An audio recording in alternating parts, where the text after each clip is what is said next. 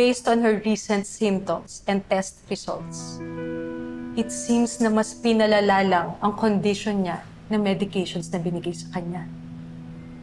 Ang ibig niyo sabihin, Doc, mali ang binibigay sa kanyang gamot sa Havenwood? It's a possibility. Or mas malaki ang dosage na binigay sa kanya.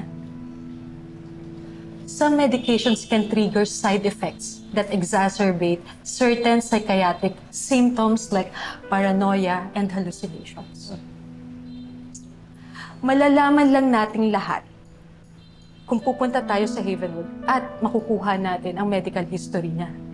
Na hindi natin na magagawa hanggat hindi natin nalalaman kung ano nangyari sa kanya.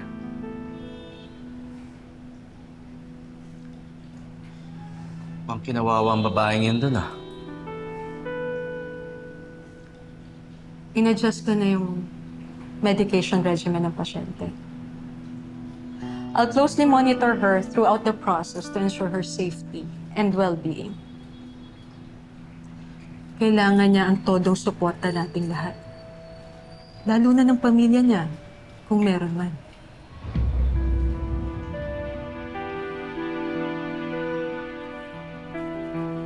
Ano?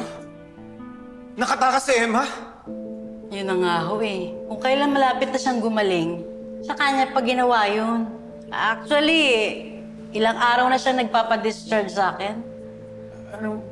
Discharge? Gusto niya nang umuwi sa amin. Ay, hindi ho. Ayaw niya nang bumalik sa inyo. Alam niyo kung bakit? Ayaw niyo naman daw siyang tanggapin eh. Tapos ibabalik niyo rin dito. Kaya gusto niya lang magpakalayo-layo. Pero kayo, hinayaan niyo pa rin si Emma. Hinayaan niyo pa rin siya makatakas. Hindi ho, totoo yun. Paano kung may nangyari masama sa asawa ko? Ha? Paano kung di ko na makita asawa ko?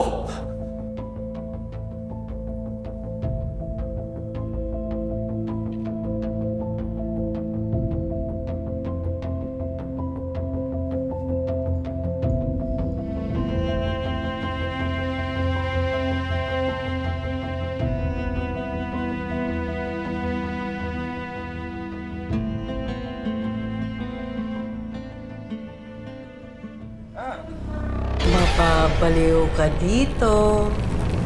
Huwag ka na lapit! Ayoko na! Mamamatay ka na dito. Wag! Mamamatay ka na dito.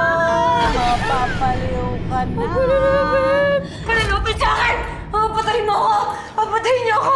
Papatayin niyo! Hindi. Mga demonyo kayo! Hindi, huwag ka matakot. Hindi kami masasamang tao. Ah!